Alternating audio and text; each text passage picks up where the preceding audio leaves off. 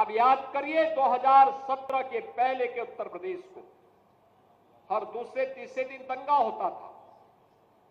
बहनों और भाइयों, इन दंगाइयों का उपचार ही डंडा है।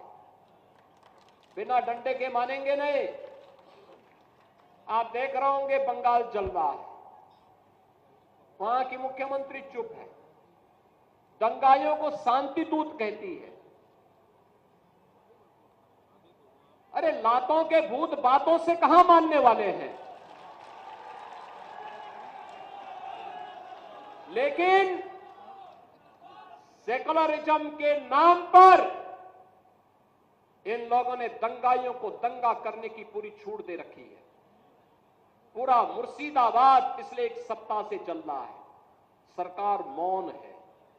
बहनों और भाइयों, इस प्रकार की अराजकता पे लगाम लगनी चाहिए और मैं धन्यवाद दूंगा इस बात के लिए वहां की माननीय न्यायालय को, जिन्होंने वहां पर केंद्रीय बलों की तैनाती करके वहां के अल्पसंख्यक हिंदुओं की सुरक्षा की व्यवस्था करने के लिए कदम उठाया है और आज केंद्रीय बल वहां पर तैनात है। आपने वहां की पीड़ा सुनी होगी।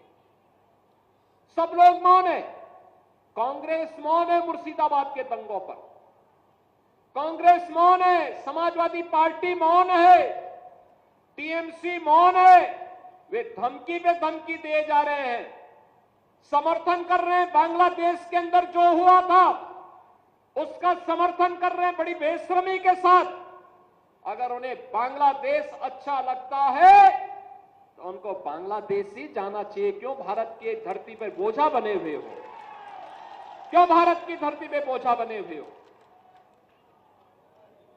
हम आभारी हैं प्रधानमंत्री मोदी जी के और गृह मंत्री अमित शाह जी के, जिन्होंने वक्फ संशोधन अधिनियम को पारित करके गरीबों की जमीनों पर, सार्वजनिक जमीनों पर पड़ने वाली डकैती पर लगाम लगाने का काम इस अधिनियम, संशोधन अधिनियम के माध्यम से पारित किया है।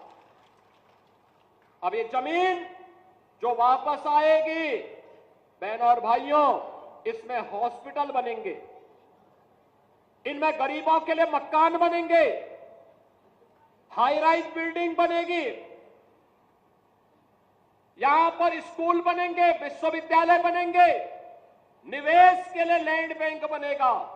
लेकिन किसी को जमीन पर कब्जा करके गुंडागिर्दी करने की छूट अब नहीं मिलेगी।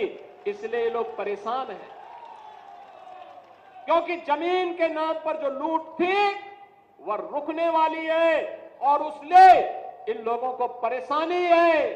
परेशानी इस बात को लेकर के कि अब गुर्गे खाली हो जाएंगे। तो पहले जो जनता को लूटते थे, इनको अब भय है कि इनके द्वारा पाले गए गुर्गे कहीं भस्मासुर हुए तो कहीं अब इन्हीं को न लूटने लग जाएं। इनके द्वारा अकूत संपत्ति जो अर्जित की गई है उसी पर डकैती न डालने लग जाए।